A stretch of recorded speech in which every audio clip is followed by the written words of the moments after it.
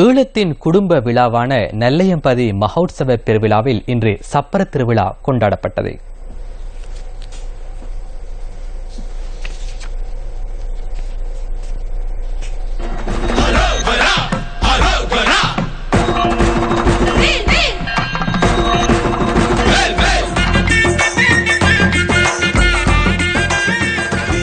இருபத்தி 2 நாட்கள் விசேட பூஜை வழிபாடுகளுடன் இடம்பெற்று வந்த நல்லூரானின் வருடாந்த மகோத்சவ பெருவிழாவின் 23ஆம் நாளாகிய இன்று சப்பர திருவிழா இடம்பெற்றது.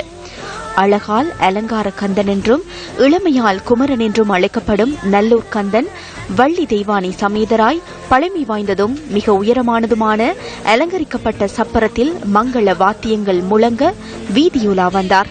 கண்டம் கடந்து சர்வதேச நாடுகளில் வாழும் தாயக மக்கள் சொந்த மண் திரும்பி குடும்ப விழாவாக கொண்டாடும் நல்லை கந்தனின் மகோத்சவத்தின் சப்பர திருவிழாவில் கலந்து கொண்டனர்.